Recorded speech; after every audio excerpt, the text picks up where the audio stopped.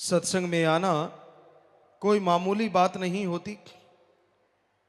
बहुत बड़ी बात है कि आप लोग ओम हरि अल्लाह वाहिगुरु गौड़ खुदा रब की याद में इस घोर कलयुग में जलते बलते भट्ट में आगे सजे हैं, विराजे हैं। मालिक की कृपा है, मालिक का रहमो करम है। ये बहुत घोर कलयुग है, बड़ा भयानक समय है। इंसान इस कलयुग में अपने मालिक को भुलाता जा रहा है, उसके किए परोपकारों को भुलाता जा रहा है, उसकी दया में रहमत को भुलाता जा रहा है। और ज़्यादातर लोगों को तो उसकी याद बीमारी परेशानी में ही आती है, आगे पीछे भुलाते ही रहते हैं। तो ऐसे कलयुग में, ऐसे भयानक समय में सत्संग में आना बहुत बड़ी बात है, लेकिन सुन के अमल कमाना अपने भाग्य को बदलने की बात है।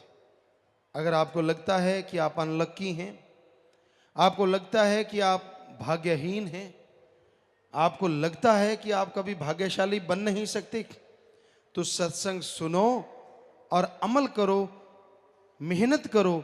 मालिक ने चाहा आप अपने भाग्य आप बदल डालेंगे।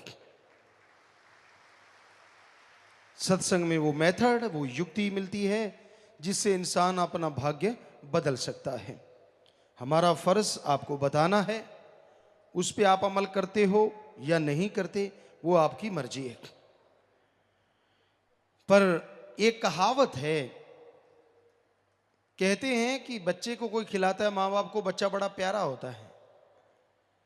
अब दूसरा आदमी उसको खिलाता है, हंसाता है, वो 99 बार हंसा दे वो याद नहीं है, पर एक बार रुला दे वो याद रहता है कि इसने मेरे बच्चे को रुलाया क्यों, रोते हुए को 99 बार हंसा दिया, वो याद नहीं। तो ऐसा है ये कलयुग।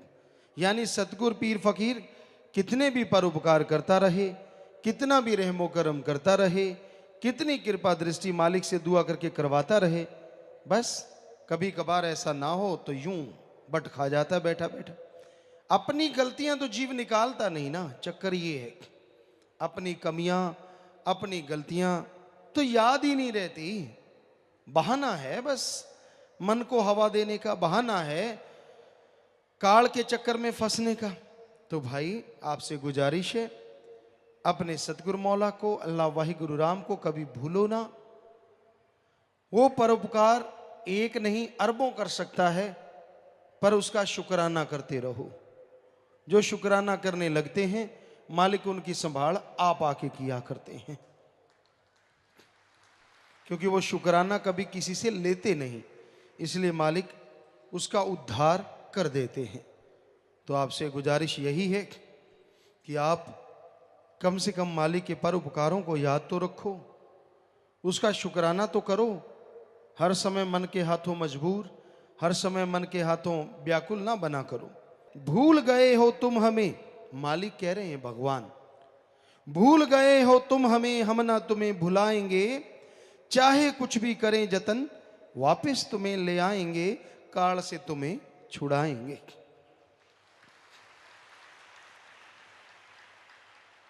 तो वो मालिक, वो अल्लाह, वो वाहिगुरु, वो राम संतों द्वारा जीव को कहते हैं कि भाई तू तो हमें भूल गया है, तू तो पल में भुला देता है, जरा सी तेरी मन की बात ना हो तू तो मरोड़े खा जाता है, अकड़ जाता है।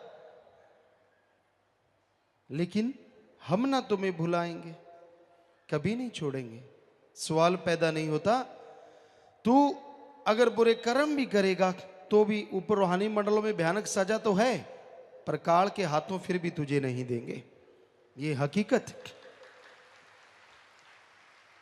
चाहे कुछ भी करें जतन, वो मालिक संतों द्वारा कहलवाता है कि कोई भी जतन करना पड़े वापस तुम्हें ले जाएंगे।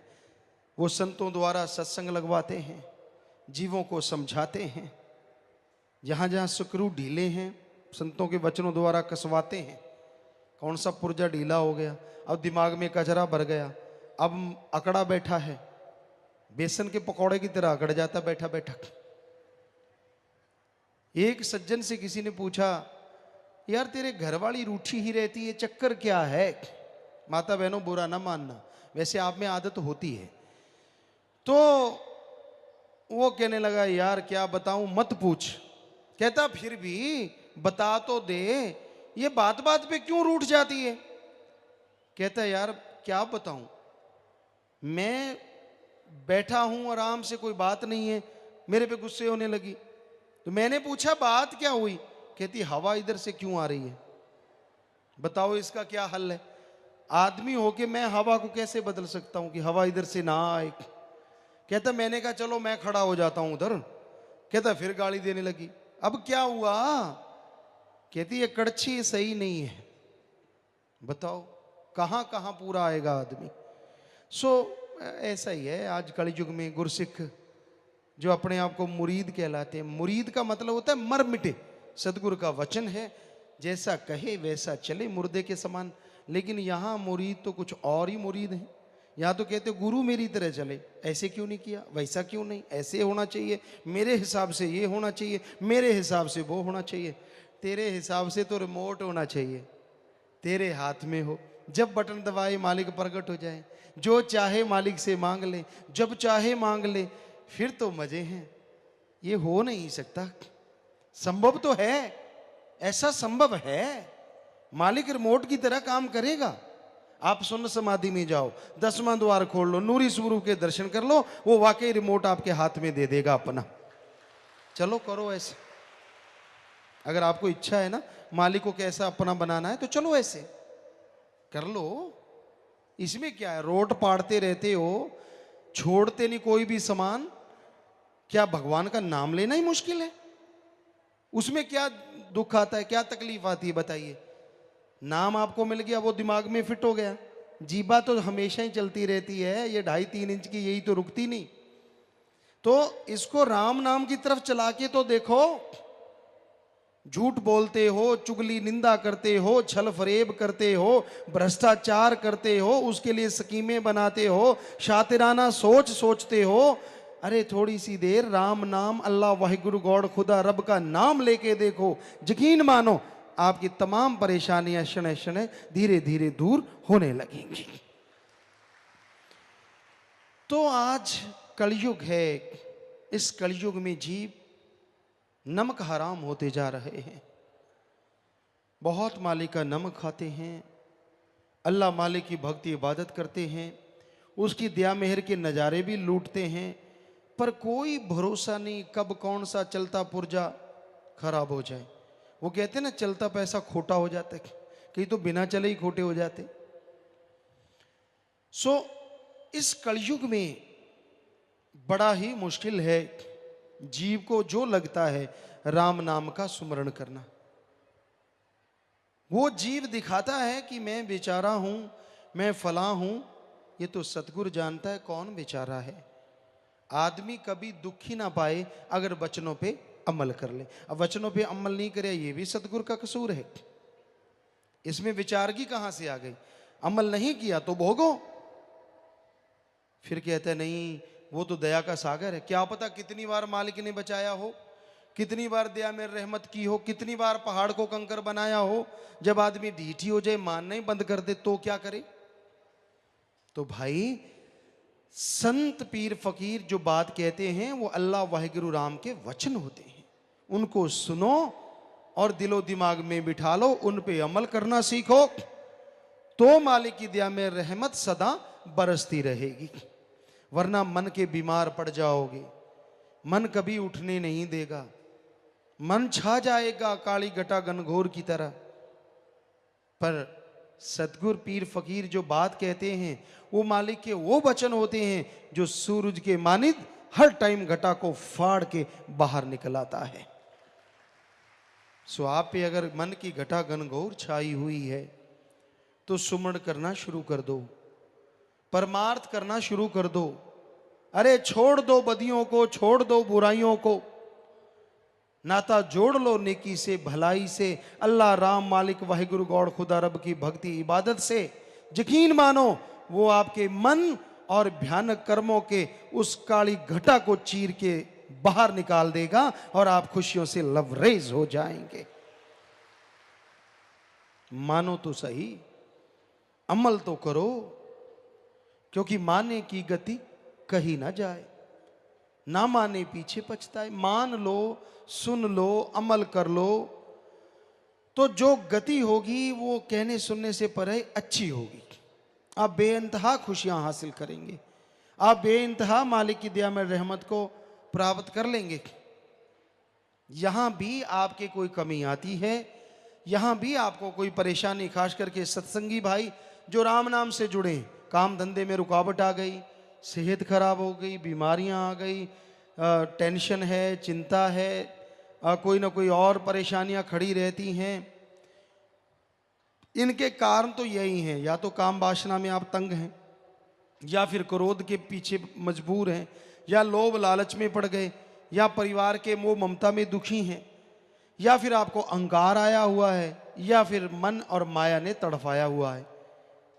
और इन सब का मेन कारण है कि आपने वचनों पे अमल न करने का एक तरह से कसम खाया हुआ है। वचनों पे अमल कर लो, नाम जपो, सेवा करो, सुमरन करो, परमार्थ करो, कमाई का हिस्सा अपने घर में निकाल लो। अगर आपको किसी पे डाउट है, कोई भी आसपास भूखा है, प्यासा है, बीमार है, उसका इलाज करवा दो, जाओ, तो हम आपको गारंटी देते हैं मालिक की दया में रहमत 100% बरसेगी ही बरसेगी। और कैसे बताएं आपको, क्या घोल के पिला दें? बेपरवाह जी फरमाते, वो भी पिला रहे हैं, कोई पी के अमल करे तो ना। बेपरवाह जी आम फरमाया करते, हम किसी से सुनी सुनाई बात का यकीन कभी नहीं करते। जो सतगुरु ने हमसे वचन किए सामने रूबरू, बहुत बार बेपरवाह जी वचन करते, दिल करता है कुछ घोल के पिला दे, पल में सबको निज धाम पहुंचा दे। तो घोल के भी पिला रहे हैं कि यहां भी, क्योंकि उनके वचन थे तो पिलाना तो था ही उन्होंने। तो भाई ये उनके वचन हैं, पर कोई उस पे भी अमल करे तो ना। पानी समझ लो पानी है, शरबत समझ लो शरबत है, और फकीर कह दे कि नहीं ये तो भाई अमृत है, कोई सुन के उसको मान ले कि ये हरी रस है, ये तो भाई फलां चीज है, तो अगर फकीर कह दे कि ये अमृत और पानी भी पकड़ा दे एक बूंद, तो अमृत से भी बढ़ के बन जाए दृढ़ विश्वास वाले के लिए, यकीन करने वाले के लिए। रूहानियत में ना तो दिखावे से संत पीर फकीर या मालिक खुश होते हैं, ना कोई पाखंडवाद से, ना आपकी अकल चतुराई से, ना कोई और किसी गुण से, यहां तो अमलों से बेड़े पार हैं। संत कोई की गारंटी नहीं लेते कि आप पे रहमत होगी या आप पे आपकी बीमारियां ठीक होंगी, वो गारंटी लेते हैं कि अमल कर लोगे, अरे ये बीमारी तो क्या, आवागमन भी खत्म होगा और मालिक के नूरी स्वरूप के दर्शन भी होंगे। इन चीजों की तो बात ही क्या है, ये गारंटी देते हैं संत, पर साथ में शर्त रखते हैं अमल मानो, किसी की बातों में पाखंड में मत आओ, किसी के झांसे में मत आओ। जब मालिक से प्यार लगता है ना, बड़ा ही अच्छा लगता है। जब मनमते लोगों की उंगली वालों के चक्कर में इंसान फंस जाता है, तो मालिक से दूर होना शुरू हो जाता है। लगा लगा प्यार तो बड़ा ही अच्छा लगता है। एक बात आपको बताते होते हैं कई बार, जब गधा हींगता है ना, कितनी जोर से हींगता है, पहली आवाज उसकी, हालांकि उसकी आवाज कर्कश होती है, पर बहुत बड़ी आवाज होती है, ढेंचू, बहुत बड़ी, लेकिन धीरे धीरे ढेंचू ढेंचू। ऐसा ना किया करो, मन के गधे को रोका करो। पहले पहले जब प्यार प्यार लगता लगता तो कहता मेरे को तो सदगुरु पूरा मिला, मैं ये करूं वो करूं फलां करूं, अब और क्या चाहिए। फिर जब किसी गधे का संग हो जाता है और फिर वो रेंगना धीरे धीरे बस शांति होता चला जाता है। कहता ना ना अब तो मुझे पता चल गया, पहले तो पता नहीं था। क्या पता चल गया तुझे, क्या समझ गया तू? 4 आदमी चुगली निंदा करने वालों की बात सुन ली, किसी निंदक की बात सुन ली, बस ये पता चल गया। संत तो शरेआम कहते हैं, कबीरा सब ते हम बुरे, हम तज भला सब कोय, जिन ऐसा कर माने मीत हमारा सोए। हम तो कहते नहीं कि हम कोई बड़े, हम तो चौकीदार हैं, खाकसार हैं, आपके जूतों में भी बैठने को तैयार हैं, हम में तो कोई मान बढ़ाई नहीं। तो हम तो उस मालिक की चर्चा बताते हैं आपको, उससे जुड़ो, उसका नाम जपो, उसकी भक्ति इबादत करो, फिर देखो नजारे, कितनी खुशियां मिलती हैं, कितना आनंद मिलता है, कितना परमानंद मिलता है। पर आप तो मानते ही नहीं, अमल करते ही नहीं। तो भाई अमल करना सीखो। भक्ति कर कर काल ने हमको जी रिझा लिया, जून 84 की जेल में तुमको है फंसा लिया, माया के जाल में फंस गए वापिस अब ना आएंगे। काल ने, कोई कहता है 72 चौकड़ी, कोई कहता है 84 चौकड़ी, भक्ति की, इबादत की।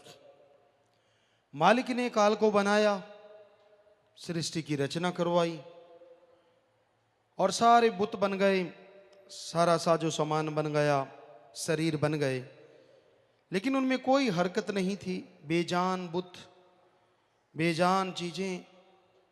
तो कहते काल को आया कि अगर इनमें जान हो तो ये कैसे चलेंगी, कैसे होगा, क्यों ना रौनक पड़े। उसने भक्ति की, इबादत की, मालिक को खुश कर लिया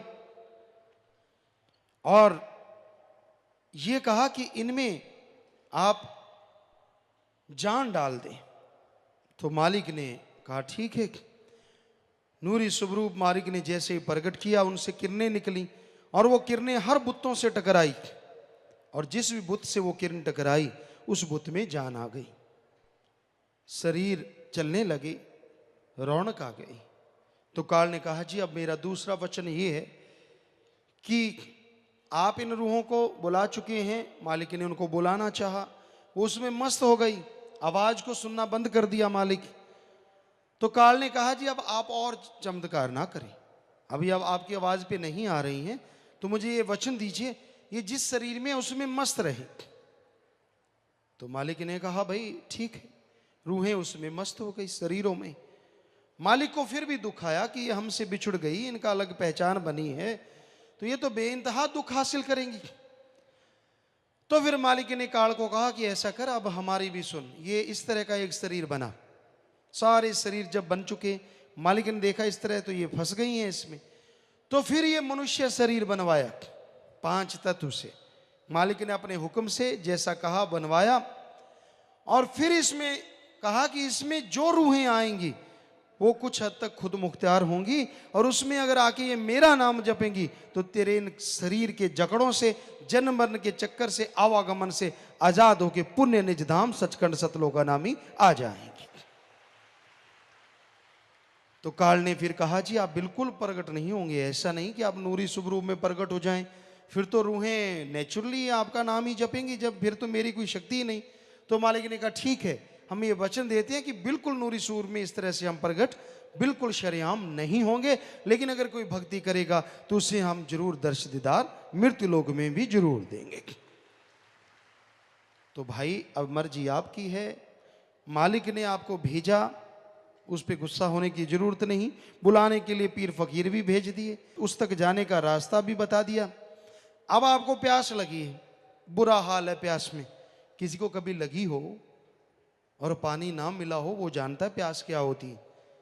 जिनके पास पहले ही बोतलें रखी पड़ी हैं उनको क्या पता प्यास क्या होती है। तो बड़ा बुरा हाल हो जाता है आदमी का। तो फिर कोई बता दे ना उस टाइम कि भाई प्यास से बुरा हाल है, वो देख वहां पे यार पानी है या फलां जगह मटके रखे हुए हैं, तो उसको वो आदमी भगवान नजर आता है, दौड़ा चला जाता है और वहां जाके पानी पी के बड़ा खुश होता है। तो उसी तरह आप जन्मों जन्मों से प्यासे हैं, मालिक से भटक रहे हैं, संत पीर फकीर बता देते ले भाई ये नाम, इसका जाप करना, तेरी जन्मों जन्मों की प्यास बुझ जाएगी, मालिक के दर्शन भी होंगे और आवागमन से दुनियावी दुख चिंता परेशानियों से भी आजाद हो जाएगा। अब बता अगर तू ही रास्ते पे ना चले, तू ही ना पहुंचे, तो इसमें दोष संतों का है? किसका दोष? खुद का दोष है। पर यही आज कलयुग में हैरानी है, दोषी होता भी इंसान अपने आप को दोषी नहीं कहता, हमेशा मालिक पे, दूसरों पे, दूसरे के कर्मों पे, दूसरे की निगाह पे शक करता रहता है। कभी अपने बारे में नहीं सोचता कि मैं कितना घमंडी हूं, कितना अहंकारी हूं, कितना ईगोनेस बड़ा हूं। कोई बात ही नहीं सुनता, कोई अमल ही नहीं करता। संत कहते मैं पहले ही काट देता हूं। संतों के वचन पहले श्रद्धा से, ध्यान से सुनो, फिर अमल करो, और पूछना पड़े तो फिर पूछो, संत उसका जवाब जरूर देते हैं। श्वासों की पूंजी दी तुझे, सच्चा करन व्यापार जी, सच का सौदा किया ना पूंजी जुए हार दी। ये ना सोचा तुम कभी आगे क्या दिखाएंगे।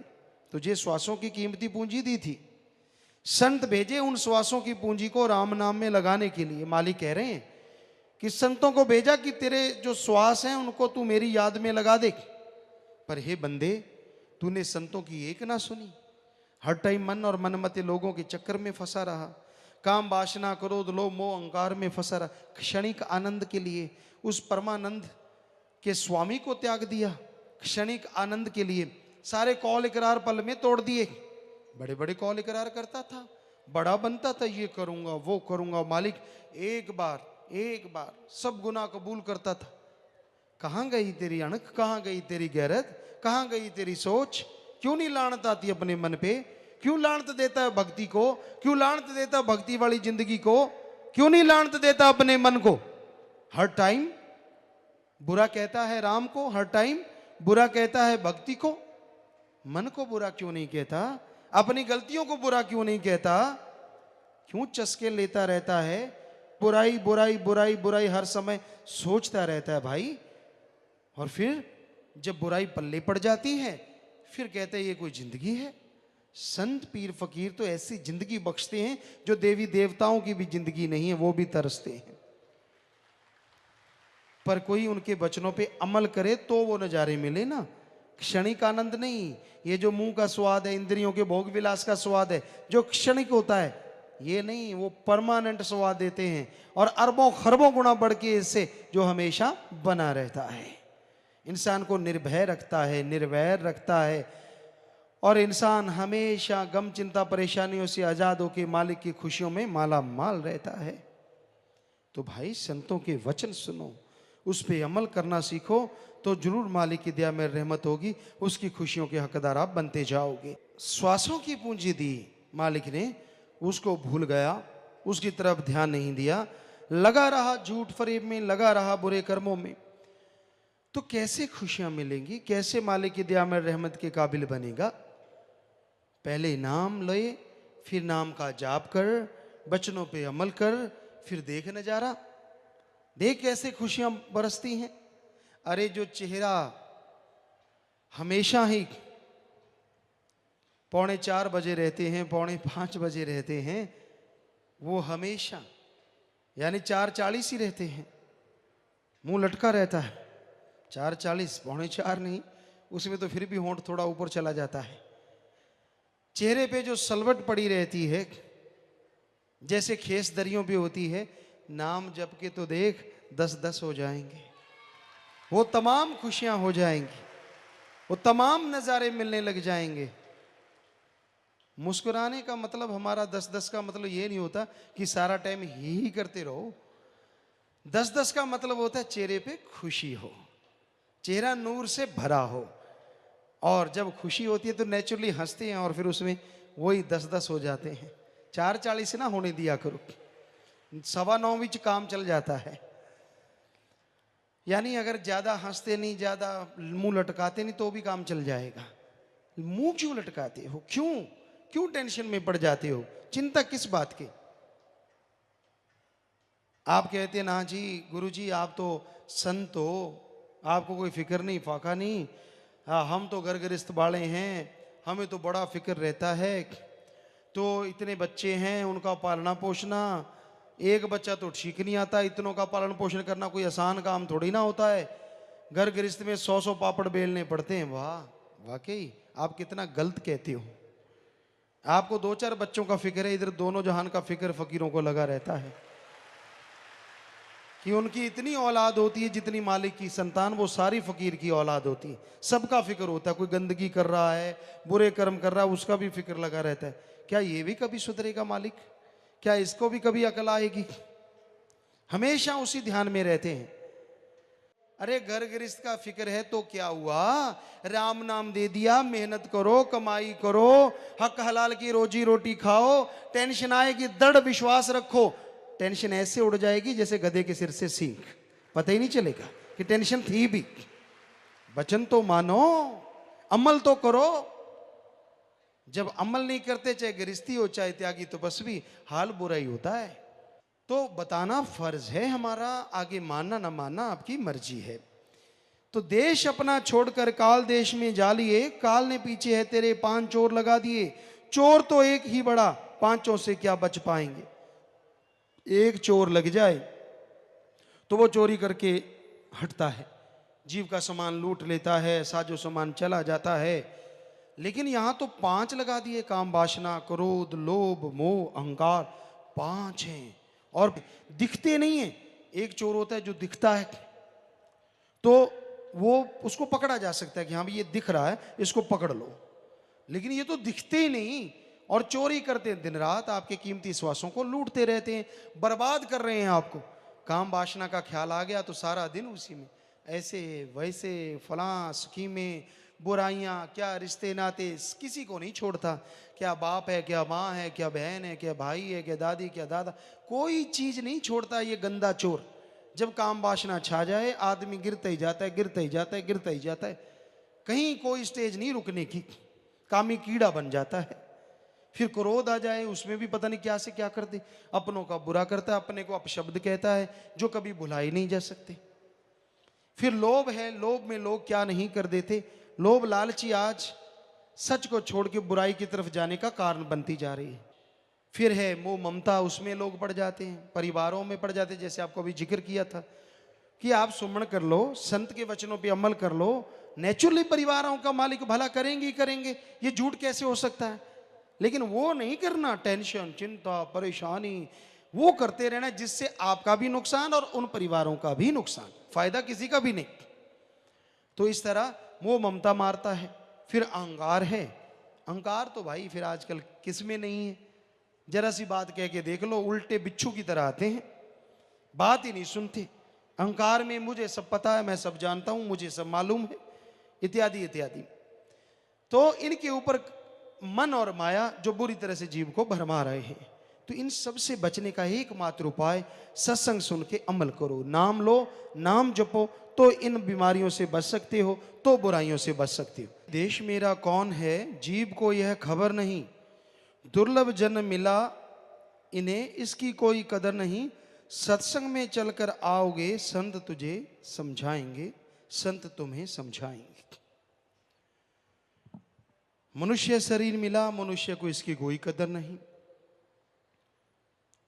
इसको जीव सोचता है मैं खत्म कर लूं, जो कितनी बड़ी महामूर्खता और कितना बड़ा महापाप है। ऐसा कभी सोच में भी नहीं आना चाहिए। मालिक से मांगना है, अच्छा मांगो, नेक मांगो, दृढ़ विश्वास। अरे जिंदगी लगानी है तो उस अल्लाह वाहिगुरु मालिक के लेके लगाओ, तो आपकी बहादुरी है कि आप वाकई कलयुग में रहते हुए मालिक से ओढ़ निभागे, ये तो है बहादुरी। लेकिन जीवन से उगता जाना, जीवन से थक जाना, ये गलत है। और ये भूल जाना कि मैं किस देश से बिछुड़ के आया हूं, कौन मेरा अपना है कौन पराया है। यहां जो कुछ भी नजर आता है सब फनाकारी है, तबाहकारी है, कुछ भी साथ जाने वाला नहीं है। साथ जाने वाला है तो मालिक का नाम, साथ रहने वाला है तो मालिक का नाम। जो जी वचन सुन के अमल करेगा वही मालिक की दया में रहमत को हासिल करता है। तो सत्संग में अगर चल के आओगे तो समझ पाओगे भाई, वरना जीव के समझ नहीं आता, जीव समझना ही नहीं चाहता। आज घोर कलयुग में ढोंग ढकोसला बढ़ता जा रहा है।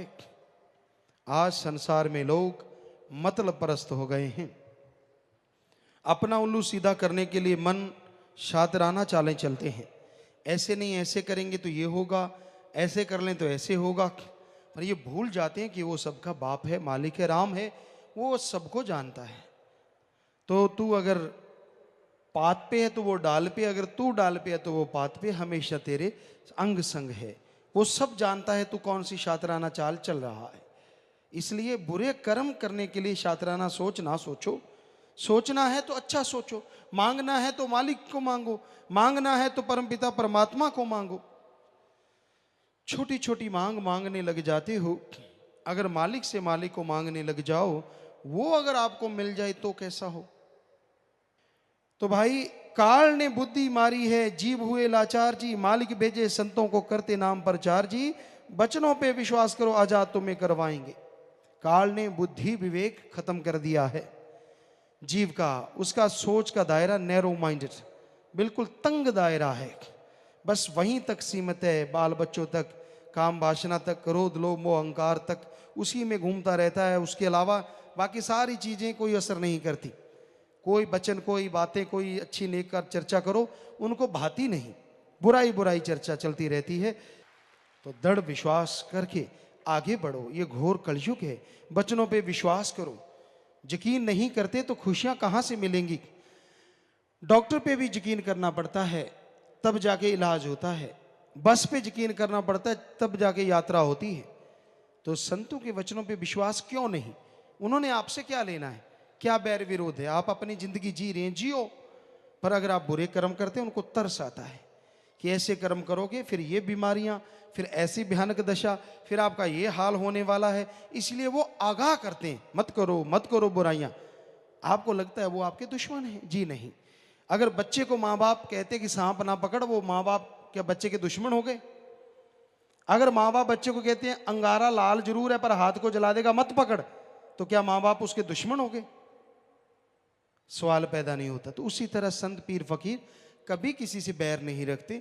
जो चीज लगता है फ्यूचर में, बच्चा तो मांगता है, डिमांड करता है, ये चीज दे मुझे, वो चीज दे, लगता है कि ये चीज इसके फ्यूचर के लिए बुरी है, वो उसे कभी नहीं देते। बाकी जीव की मर्जी, अगर धक्का करता है तो वो अपने कर्मों का खुद जिम्मेवार बन जाता है, फिर भोगता रहता है। तो संत तो सबका भला चाहते हैं, भला मांगते हैं, नशा छुड़वाते हैं, बुराइयां छुड़वाते हैं, और जो जीव सुन के अमल करते मालिक उन्हें खुशियां बख्शते हैं। इंदिरामती कबीर जी से नाम लिया, सुमन किया करती थी। सुमन करके जब 10वां द्वार खुला, अंत्यकरण में वो रूहानियत के नज़ारे नजर आने लगे, नूरानी स्वरूप के दर्शन हुए। तो देखा सतपुरुष की जगह कबीर जी के दर्शन हो रहे हैं नूरी स्वरूप के। तो जब वो उतरी, कबीर जी के चरणों में गिर पड़ी, जय जयकार करने लगी, और साथ में एक सवाल भी खड़ा किया कि हे कबीर जी, जब आपको पता था कि आपके रूप में मालिक दर्शन देंगे, तो आपने फिर बताया क्यों नहीं कि आप सतपुरुष के रूप से एक हो चुके हैं? कबीर जी कहने लगे, भाई अब तूने अभ्यास कर लिया है, सुमन कर लिया है, अंदर नूरी स्वरूप के दर्शन कर लिए, चाहे लाख तुझे कहें तो भी तू किसी की परवाह नहीं करेगी, क्योंकि तूने नूरी स्वरूप प्रकट हो गया है। तो अगर हम पहले कह देते तो तू शायद कभी सत्संग में ही ना आती। अहंकार में है जी संत, तो ये कहते हैं जी, ये तो अपने आप को भगवान फला फला फला पता नहीं क्या क्या बोलती, इसलिए हमने ये कभी तेरे को बोला नहीं। तो कहने का मतलब, जो अभ्यास करता है जीव, नाम जपता है, चाहे सपने में, जब तक कि रूहानी नूरानी स्वरूप के दर्शन नहीं हुए, या फिर वैसे सुमन के टाइम में, या कई बार जहरा तौर पे, मालिक जिस स्वरूप में दर्शन देता है वो गुरु संत पीर फकीर पूर्ण होते हैं, मालिक उन्हें अपने रूप में भेजते हैं। सो उस पर अमल करो, दृढ़ विश्वास भी आता है और बेइंतहा खुशियां भी हासिल हो जाती हैं जी।